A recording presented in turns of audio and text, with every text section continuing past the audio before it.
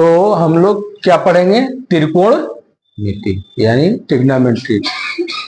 समकोण त्रिभुज मालूम है, ऐसा त्रिभुज जिसमें एक कोण 90 अंश का होता है, उसको हम क्या कहते हैं? समकोण त्रिभुज।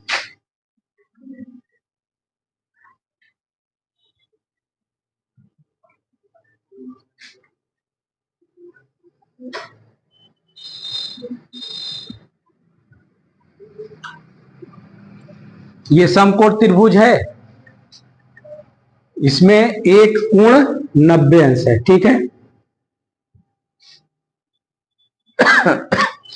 अब इसमें देखिए इस समकोण त्रिभुज में 3 भुजा होती है। कितनी भुजा? कोण कितने होंगे? अगर 3 भुजा है तो कोण कितने होंगे? 3 होंगे। कोण भी 3 होंगे। अब तीनों कोणों का योग कितना होता है? तीनों कोणों का 90 होता है कि 180 अंश होता है?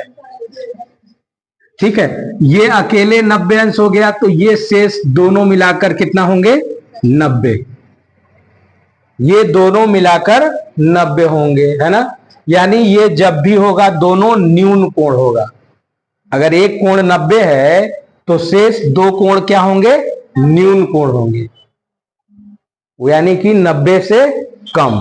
ठीक है, ये अगर ये और ये भुजा बराबर है तो ये दोनों 45-45 के हो जाएंगे। अगर ये भुजा दोनों बराबर नहीं है तो 30-60, 60-30 कुछ भी हो सकता है, मतलब न्यून कोण ही होगा, है ना। तो तीनों कोणों का योग कितना होता है? 180। अच्छा, इस कोण को दिखाना हो तो हम क्या करेंगे? कैसे दिखाएंगे? या इसी कोण को दिखाना है तो क्या दिखाएंगे? कोण ए बी सी। जिस कोण को दिखाना है उसको बीच में रखेंगे, ठीक है। अगर इस कोण को दिखाना है कि ये 90 अंश है तो इसको कैसे लिखेंगे? कोण ए बी सी। इस जिस शीर्ष पर कोण बना होता है उस शीर्ष को बीच में रखते हैं। कहां रखते हैं? बीच में। ठीक। अब मान लो इस कोण को दिखाना हो तो कैसे दिखाएंगे? इधर से स्टार्ट करेंगे, यहां से ऐसे, या इधर से ऐसे करेंगे, है ना। बी ए सी, या इसको क्या लिखेंगे? सी ए बी। ठीक है, अगर ये मान लो हम थीटा मान लिए, ठीक है, तो ये थीटा हो गया। अब इस कोण को दिखाना हो तो कैसे दिखाएंगे? कैसे दिखाएंगे?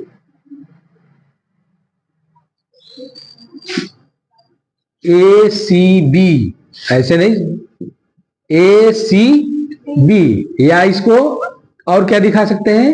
बी सी ए, बी सी ए। अब इसको मान लेते हैं हम पाई मान लिया ऐसे, ठीक। अलग अलग, दोनों अलग अलग कोण है, इसका मान अलग होगा, इसका मान अलग होगा। हम मान लिए इसको कि ए है, ये सी है, या इसको ऐसे भी लिख सकते हो, इसको कोण बी।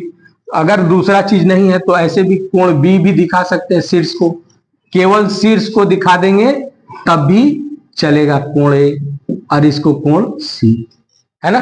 मतलब इतने तरीकों से इन कोणों को हम दिखा सकते हैं।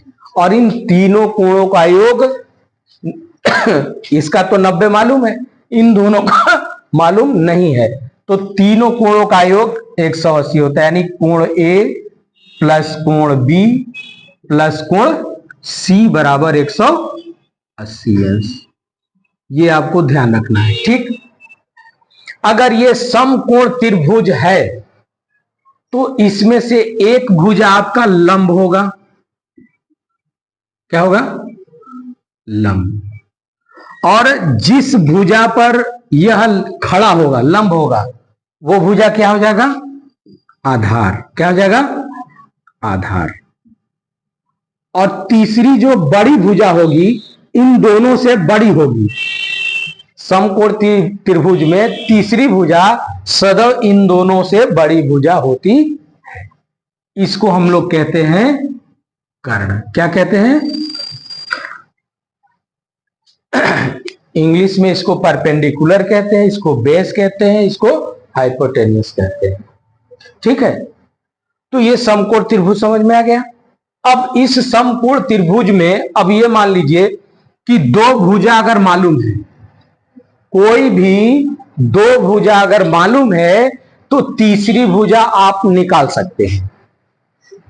समकोण त्रिभुज में कोई भी दो भुजा, चाहे आधार या कर्ण मालूम हो, या लंब या कर्ण मालूम हो, या लंब या आधार मालूम है, तो तीसरी भुजा अगर पूछे तो आप निकाल सकते हैं।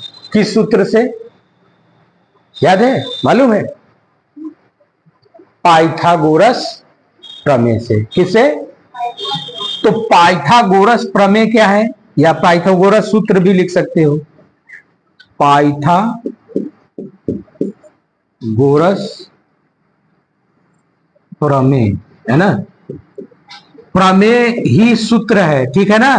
क्या है कि कर्ण पर बना वर्ग, कर्ण पर बना वर्ग, इधर हम बना के दिखा रहे हैं छोटा सा,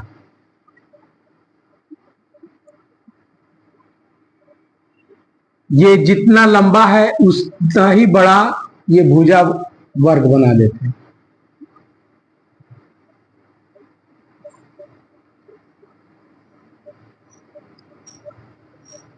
ये चारों भुजा, तो ये इस कर्ण पर ये बन गया वर्ग। क्या बन गया?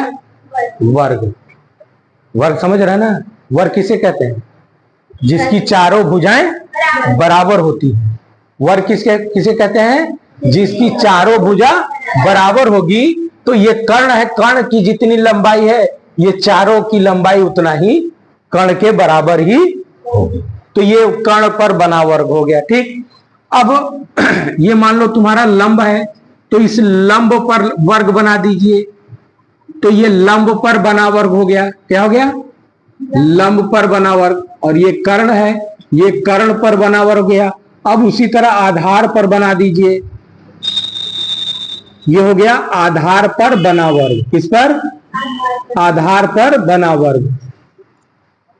इसी परिभाषा को हम सूत्र बना देते हैं, कर्ण पर बना वर्ग, यानी कर्ण का स्क्वायर।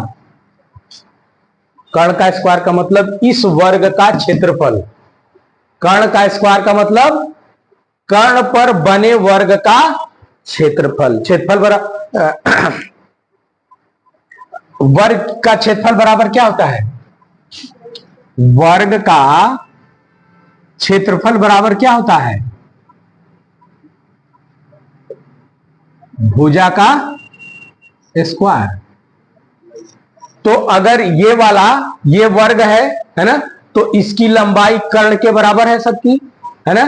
तो इस भुजा का स्क्वायर, एक भुजा कर्ण है तो क्या हो जाएगा? कर्ण का स्क्वायर। यानी इस वर्ग का क्षेत्रफल कितना हो गया?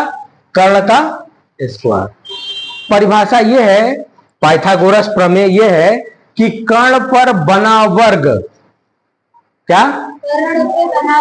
कर्ण पर बना वर्ग शेष भुजा पर बने वर्ग के योग के बराबर होता है। यानी इस वर्ग और इस वर्ग के क्षेत्रफल को जोड़ देंगे तो इन दोनों का क्षेत्रफल इस क्षेत्रफल के बराबर होगा, ठीक है। तो इसका क्षेत्रफल कितना होगा? इसका क्षेत्रफल लंब का स्क्वायर हो जाएगा। इसी तरह भाई ये भी तो वर्ग है, तो ये लंब पर बना है तो ये इसका क्षेत्रफल कितना होगा? लंब का स्क्वायर। और इसका क्षेत्रफल कितना हो जाएगा? आधार का स्क्वायर। इन दोनों को जोड़ देंगे तो कितना आ जाएगा? लंब का स्क्वायर प्लस आधार का स्क्वायर। यही पाइथागोरस सूत्र है, पाइथागोरस प्रमेय है कि कर्ण पर बना वर्ग शेष भुजा पर बने वर्ग के योग के बराबर होता है। इसी सूत्र को हम लोग प्रयोग कर सकते हैं दो भुजा मालूम है तो तीसरी भुजा ज्ञात करने का। अच्छा, ये तो हो गया अगर लंब आप समझ रहे हो तब। अब मान लो ये प्रतीक दिया हुआ है ना, आधार को प्रतीक के रूप में क्या प्रदर्शित करेंगे? A B. त्रिभुज दिया है नाम, अगर शीर्षों के नाम दिया है तो आधार को प्रतीक के रूप में कैसे डिनोट करेंगे? ए बी ना। और लंब को प्रतीक के रूप में क्या लिखेंगे? B C. और कर्ण को क्या लिखेंगे? सी ए या ए सी, बात एक ही है। जिधर से आपको बोलने में सुविधा, सी ए बोलोगे तो थोड़ा उल्टा लगेगा, है कि नहीं? ए सी सीधा लगता है। तो ए सी बोलो या सी ए बोलो, इसको बी सी बोलो चाहे सी बी बोलो, इसको ए बी बोलो चाहे बी ए बोलो, तुम्हारे ऊपर है। अब इसी को रख दो यहां। कर्ण को क्या रखेंगे? ए सी, तो क्या हो जाएगा? ए सी स्क्वायर। लंब को क्या रखेंगे? बी सी, तो क्या हो जाएगा? B C square. प्लस और आधार को ए बी, तो ए बी स्क्वायर। ये हो जाएगा प्रतीक के रूप में। मतलब ये प्रतीक इस त्रिभुज के लिए हुआ। किसके लिए? इस त्रिभुज के लिए। अगर दूसरी पहले इसको उतार लीजिए। अच्छा, मुंह से बोलना जरूरी है।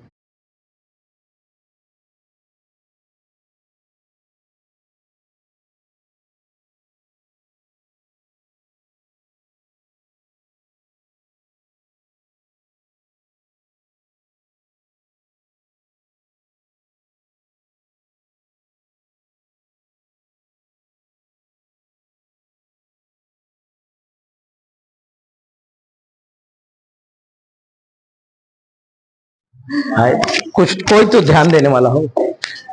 ठीक है, तो इस समकोण त्रिभुज में या किसी भी समकोण त्रिभुज में ये वाला सूत्र लागू होगा। ठीक है। अच्छा, इस कर्ण को अगर हम k से डिनोट करें तो k स्क्वायर, आधार को a से तो a स्क्वायर, लंब को l से तो l स्क्वायर। तो इसको इस तरह भी लिख सकते हैं, k square is equal to a square plus l square. ठीक है। अच्छा, प्रतीक हमने बता ही दिया कि इसको अगर ये त्रिभुज दिया है, त्रिभुज के शीर्ष ए बी सी है, तो ये वाला सूत्र बन जाएगा प्रतीक के रूप में। अगर अब मान लीजिए कि दूसरा त्रिभुज दे दिया जाए इसे, और इसका नाम मान लो पी क्यू आर दे दिया।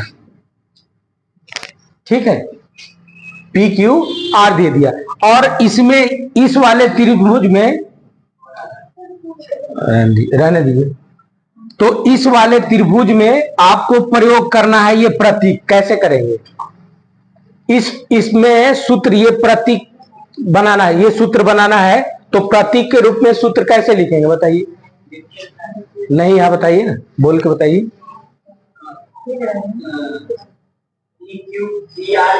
हाँ, कर्ण पहले देखो, तो कर्ण इसमें कौन सा है? पी आर है, तो पी आर का स्क्वायर बराबर लंब क्या है? क्यू आर, तो क्यू आर स्क्वायर हो गया, प्लस आधार क्या है? पी, यानी पी क्यू का ये वाला सूत्र बन गया कि नहीं? इससे अलग है कि नहीं? तो अगर ये त्रिभुज दिया है तो ये वाला सूत्र बनेगा, और ये वाला इस तरह का त्रिभुज दिया है तो ये वाला सूत्र बनेगा। अगर दूसरा और दिया रहेगा, मान लीजिए पी के जगह कुछ और, कुछ भी दे सकता है ना? मान लो ऐसे दिया है, तब क्या बना होगा?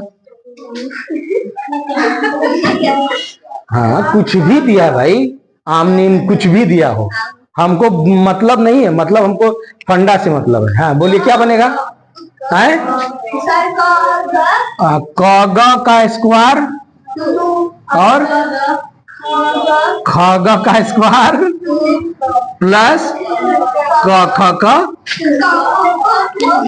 हो गया। तो पाइथागोरस थ्योरम समकोण त्रिभुज में आप जैसे बना सकते। समझ में आ गया? पाइथागोरस क्लियर हो गया? कहां लगेगा पाइथागोरस थ्योरम? केवल समकोण त्रिभुज में। कहा? समकोण त्रिभुज में। ऐसा नहीं कि दिया हो समबाहु त्रिभुज, है ना, समद्विबाहु त्रिभुज और विषम बाहु त्रिभुज, सब में पाइथागोरस लगा दो। जहां, हाँ, कब लगेगा? जैसे मान लीजिए कि ये त्रिभुज दिया है ना, ए बी सी दिया हुआ है और ये कहेगा कि यहां से शीर्ष से एक लंब डाला गया, यानी ये 90 हो गया। मान लो ये यम है, तो ये भी समकोण त्रिभुज हो गया और ये भी। तो इस वाले त्रिभुज में भी और इस वाले त्रिभुज में भी पाइथागोरस लगा सकते। जहां समकोण त्रिभुज बन गया वहां पर हम पाइथागोरस थ्योरम लगा सकते हैं। ठीक है, समझ में आ गया? तो उतार लीजिए।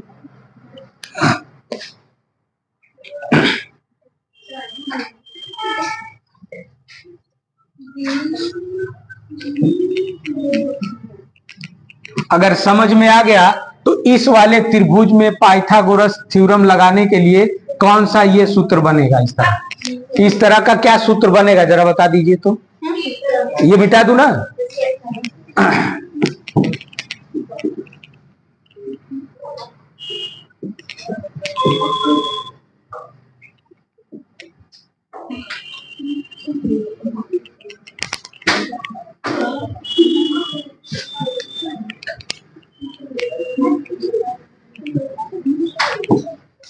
हाँ, तो इस वाले त्रिभुज में पाइथागोरस प्रमेय का लगा के आप सूत्र कैसे बनाएंगे जरा बता दीजिए।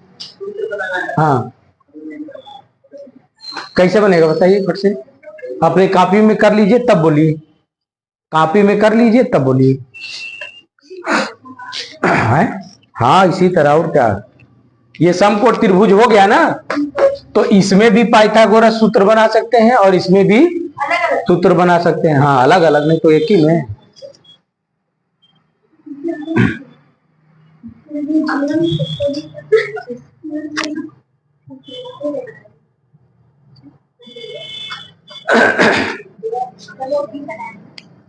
हाँ, ये बी है। समझती है तब वो पूछती है।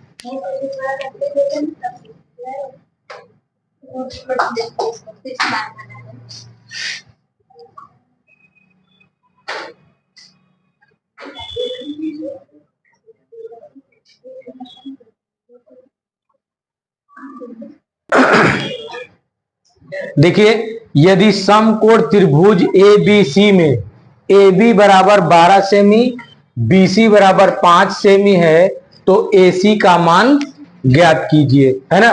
तो ये त्रिभुज दिया हुआ है ए बी सी, जिसमें कोण बी समकोण है, लंब हमारा बी सी है, आधार हमारा ए बी है। ये 12 सेमी दिया हुआ है आधार और लंब दिया है 5 सेमी। ठीक है। ए सी मतलब कर्ण हमको ज्ञात करना है। क्या ज्ञात करना है? कर्ण ज्ञात करना है। तो पहले आप क्या करेंगे, दिया है जो लिख लीजिए। एक त्रिभुज दिया है ए बी, या लिखिए समकोण त्रिभुज, समकोण त्रिभुज ए बी सी में क्या दिया है? ए बी बराबर 12 सेमी और बी सी बराबर 5 सेमी। पूछा क्या है? ए सी ना, ये आपको ज्ञात करना है। ठीक है। अब ये समकोण त्रिभुज में है, 2 भुजा दिया हुआ है, तीसरी भुजा ज्ञात करने के लिए कौन सी सूत्र लगाने को हमने कहा? कौन सी सूत्र लगाएंगे? पाइथागोरस सूत्र। क्या क्या है पाइथागोरस सूत्र?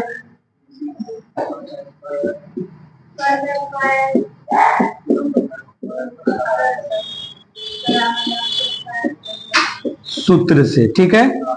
कर्ण का स्क्वायर बराबर लंब का स्क्वायर प्लस आधार का स्क्वायर, यही ना। अब बताओ इसमें कर्ण कौन है? ए सी, ए सी स्क्वायर, लंब क्या है? B C, B C square, आधार क्या है? ए बी स्क्वायर, है ना। रख दीजिए मान, मान रख देंगे। ए सी नहीं मालूम है, यही ज्ञात करना है।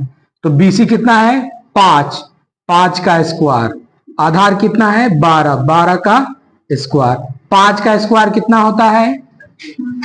25, और 12 का स्क्वायर 144, जोड़ेंगे कितना आ जाएगा? 169, ठीक है, AC स्क्वायर। तो AC बराबर कितना होगा, √169। तो AC बराबर 169 का वर्गमूल कितना होता है, 13 से। तो इस समकोण त्रिभुज का कर्ण कितना आ गया, 13 सेमी। अब कोई भी दो भुजा रहेगा, तीसरी भुजा आराम से निकाल लेंगे आप लोग, निकल जाएगा ना, ठीक है, लगा लीजिए।